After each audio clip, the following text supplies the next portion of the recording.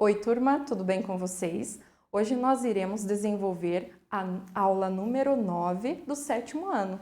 Sou a professora Cíntia, professora de História. O tema da aula de hoje é Renascimento Cultural, a Arte e a Literatura.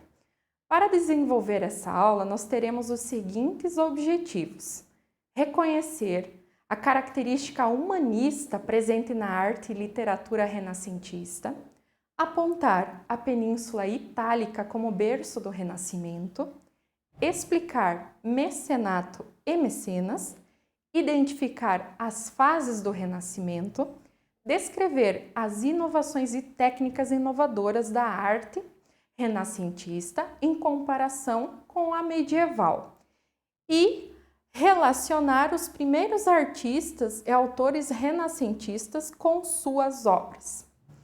Para a atividade de hoje, tenham sempre em mãos livro, caderno, lápis, caneta e borracha para as anotações, procurar novas informações e assim por diante. Então, Renascimento na arte e na literatura.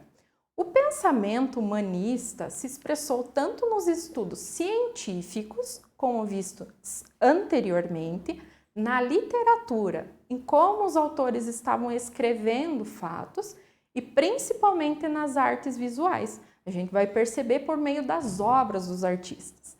Nessa área, o humanismo manifestou o potencial sensível do ser humano e sua capacidade na hora de representar o mundo. O Renascimento, então, ele vai iniciar, ter aquele fortalecimento ali em Florença, na Península Itálica, né? Lembrando que península é a ponta de um continente banhado por oceano, não chega a ser uma ilha porque ela não é rodeada de águas, tá? É só uma ponta. E ela tem, assim como auge, os séculos XIV e séculos XVI. Mas tem uma explicação de por que o Renascimento iniciou lá em Florença? Então, foi porque lá temos o centro do renascimento comercial, ou seja, os comércios, as feiras, entre outros, da urbanização, entrada das pessoas para as cidades e também o enriquecimento dos burgueses. A gente já vai entender de que maneira esses burgueses ricos vão ajudar no processo da arte, da literatura dentro da Península Itálica. Então, falando neles, o mecenato. Quem eram os mecenas? Os mecenas, eles eram pessoas ricas, poderiam ser poderosos comerciantes, também príncipes, condes, bispos e também banqueiros. O que eles faziam? Eles financiavam e investiam na produção de arte. Era uma maneira deles exibirem a sua riqueza, porque eles pagavam para o artista para fazer um quadro dele, ou um quadro da família, colocavam lá no seu castelo e mostravam: ó, eu paguei tal artista para fazer essa obra sobre a minha família. Então, o mecenato nada mais é que o ato de proteger, patrocinar e investir em arte e cultura. Com que propósito? Imortalizar sua figura, exibir a riqueza, o prestígio, de certa forma o status perante a sociedade. Temos como fases do Renascimento o Trecento, Quattrocento e Cinquecento. Recebem esses nomes por quê? Porque são da Itália. Tá? Inicialmente, temos 1300 em Florença, o período de transição da Idade Média para a Idade Moderna. Em 1400, as artes começaram a se solidificar, tornar-se mais fortes, com a propagação de diversas obras e artistas. Já em 1500, os temas religiosos eles se misturavam aos profanos ali da questão das mitologias gregas, principalmente, e se espalhavam por toda a Europa. Entre cada um desses períodos, nós temos artistas que se destacam. Tem ali até alguns exemplos para vocês. Dante Alighieri no Trecento, Brunelleschi nós temos no Quattrocento, Michelangelo no Cinquecento e assim por diante. As inovações na arte renascentista, o que mudou? Nós temos a percepção de valores humanistas, ou seja, a representação da natureza, animais e o ser humano, da forma mais perfeita possível, que vamos verificar nas obras, fica coladinho aqui.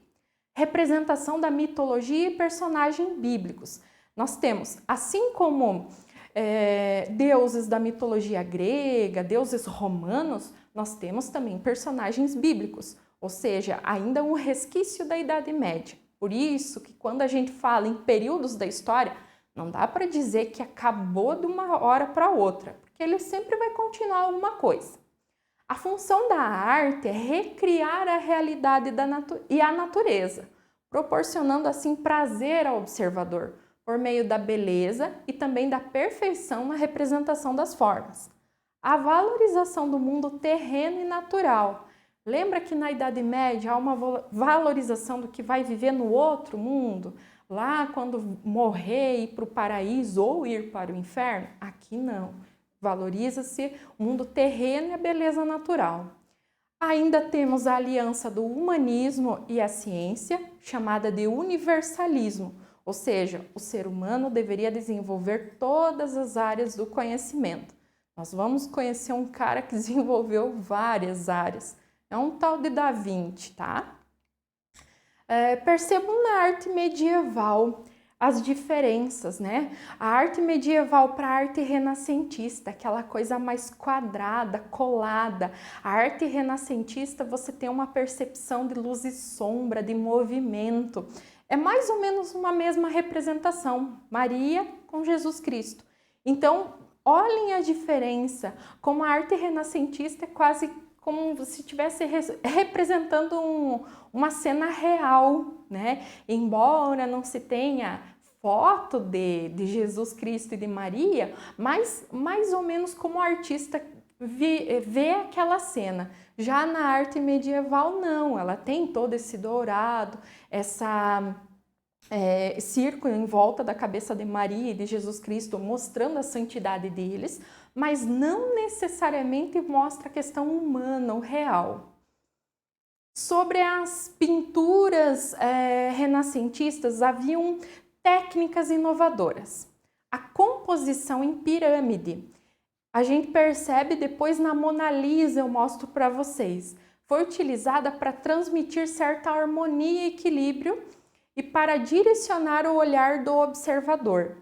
A técnica da perspectiva, ela criava, de certa forma, uma sensação de profundidade, volume ao representar os objetos em uma superfície plana. A realidade tridimensional e a técnica de luz e sombra, que permite o uso das cores, dos tons e dos meios tons para representar cenas, emoções e movimentos. Os principais artistas renascentistas. Primeiro, Leonardo da Vinci. É um pintor, engenheiro, inventor e também escultor. Como eu falei para vocês, percebam ali ao ladinho da Mona Lisa, quase um símbolo de um triângulo, a cabeça, né? Mas com menos proporção e o corpo que vai se alongando, mais ou menos numa simbologia do triângulo. Mesmo na Santa Ceia dá para ver, só que é um triângulo mais invertido, né? O centro seria Jesus Cristo ali na Santa Ceia, né? Na última ceia, e daí ela se expande. Aqui eu coloquei para vocês desenho da anatomia. Leonardo da Vinci desenvolveu desenhos para estudo do corpo. Na Idade Média, a dissecação de um corpo, abrir o corpo, não era tão permitido. Agora estão em processo o estudo, o uso da razão, o racionalismo. Permite isso por quê? Porque eu tenho que entender o que está acontecendo. Eu não tenho que colocar a culpa que Deus fez com que eu ganhasse uma dor de cabeça, uma dor de barriga, mas eu tenho que entender como é que é o funcionamento do meu corpo. Aqui, coloquei também um projeto dele, seria para inventar algo que fizesse o homem voar, o ser humano voar. E isso ele fez com observação das asas de morcegos. Outro fato curioso de Leonardo da Vinci, o cara era genial. Ele observando ali num restaurante como é que funcionava, Itália comendo bastante macarrão, sujava com molho de tomate as toalhas brancas. E assim que uma pessoa, uma família comia, eles limpavam na toalha branca, tinha que tirar tudo aquilo e colocar outra. E um trabalho enorme.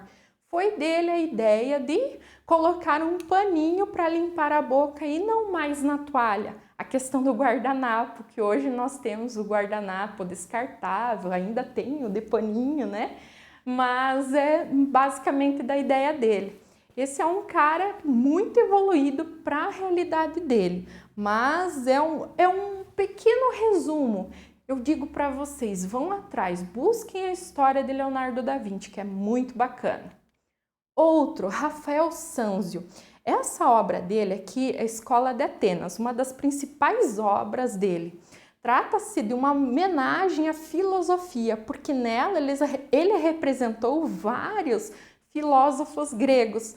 Até outra questão, pesquisem quais são esses filósofos que estão representados por aqui. A influência, a revalorização do pensamento clássico. Lembra da questão da cultura greco-romana, o classicismo. Nós temos também Michelangelo. Aqui nós temos a representação da obra dele, A Criação de Adão. É um trabalho realizado com a técnica do afresco e integra o conjunto de pinturas feitas no teto da Capela Sistina. Percebam a questão de Deus imponente ali com os anjos superior, chegando com o dedo em Adão, no sentido de dar a vida para Adão, né? Como um ser superior. A semelhança entre os dois. Há quem diga, alguns estudos, que ali onde Deus está com os anjos, faz um símbolo de um cérebro, com a intenção de que o racionalismo, a razão, entre outras situações, não encosta em Adão, mostrando a superioridade, mas, no fundo, uma tentativa de equivalência, né? Porque Deus criou o homem à sua imagem.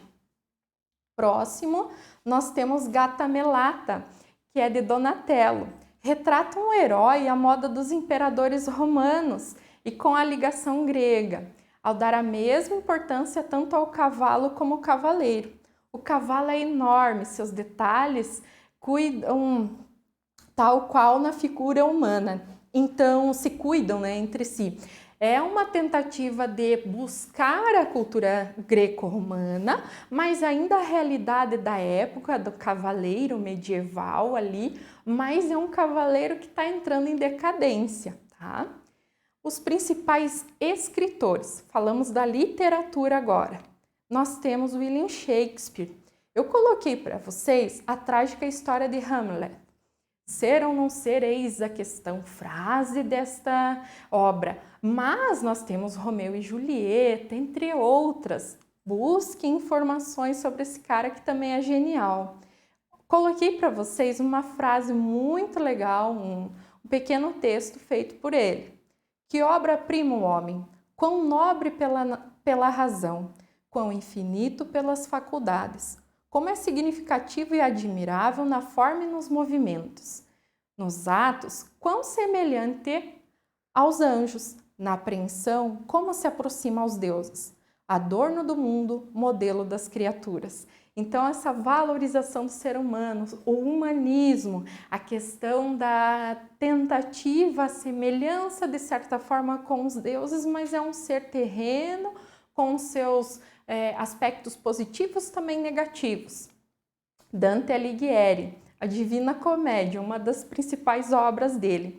Então, dentro do livro, o personagem Dante conhece o inferno, também o purgatório e os pecadores que lá se encontram para atingir o paraíso. É aqui que surge a ideia do purgatório, que é um local que eu tenho para ir para me redimir dos pecados que eu fiz na terra para então alcançar o paraíso. E se eu não me redimir, não pedir perdão, não me arrepender de todos esses pecados, aí sim eu vou para o inferno. E aqui é uma sátira, por quê? Porque ele vai encontrar personagens, pessoas importantes do clero, nobres, entre outros, lá. Então, mostrando que todos são equivalentes aos olhos de Deus. Do Miguel de Cervantes, nós temos Dom Quixote de La Mancha, que é uma história que vai mostrar o Dom Quixote como sendo um cavaleiro assim, falido. Ele era um cavaleiro medieval, mas agora ele já entrou em falência, não tem mais importância. Ele tem o fiel escudeiro dele, amigão, o Sancho Panza, e ele vai criando histórias nesse mundo de aventura, fantasia. Não que ele tenha passado, porque já foi-se o auge desses cavaleiros ali, principalmente na Idade Média, com as cruzadas. Nós temos também Luís de Camões com Lusíadas, que seria um livro que retrata as descobertas de Vasco da Gama, um importante navegador que iremos tratar sobre esses feitos deste português. É um livro que é considerado uma das obras-primas mais importantes da literatura escrita em língua portuguesa e retrata todas as passagens deste navegador. Ainda temos o Erasmo de Roterdã com Elogio da Loucura. Leiam esse livro, é muito legal. É um livro tranquilo de você ler e ele faz uma sátira, ele faz uma crítica social e dos costumes. Ele já começa falando ali quanto a mulher é louca, porque ela sabe que vai sofrer uma dor e ela quer ter um filho. Que loucura seria essa? Ele fala da questão da igreja, ele critica que tem a igreja que está vendendo pedaços de madeira, dizendo que é da cruz de Cristo. Com os pedaços que eles vendem, daria para construir tantas cruzes de Cristo, tantas arcas de Noé. É muito bacana e não é difícil de ler. As ideias que o Erasmo de Roterdã tem no livro dele vai inclusive nortear o protestantismo do Lutero, que a gente vai estudar na próxima aula. Já estou fazendo spoiler, tá? A ideia de Lutero que vai questionar a igreja, Lutero era de dentro da igreja, basicamente se dá ali de todas essas ideias do Elogio da Loucura de Erasmo de Roterdã. Coloquei aqui para vocês não esquecerem alguns macetes para o estudo. Por que tem essas tartarugas ninja, professora? Porque nós temos aqui o nome dos 4 principais artistas renascentistas. Rafael Sanzio, Michelangelo, Donatello, Leonardo da Vinci. Ainda coloquei para vocês a palavra carinho. Por quê? Porque ela tem ali as principais características do Renascimento. Classicismo, por quê? Classicismo é retorno da cultura greco-romana. Antropocentrismo, o homem passa a ser o centro das atenções. Racionalismo, o uso da razão para explicar o porquê das coisas. Individualismo, eu sou o responsável pelo meu fracasso ou o meu sucesso. Naturalismo, essa representação da natureza de forma perfeita, em tudo que ela tem, valorizando o prazer que ela dá. O hedonismo também é essa busca da valorização do prazer, das coisas terrenas. E o otimismo é uma forma de que o ser humano consegue representar tudo isso, desenvolvendo as suas habilidades, tá ok? Então, gostaram de conhecer as obras, os artistas e escritores renascentistas? Eles têm ideias super legais, ideias que contemplam a nossa visão atual, algumas um pouquinho divergentes porque elas foram evoluindo ao longo do tempo. Agradeço de coração a atenção de todos, vamos para as atividades, até uma próxima, tchau!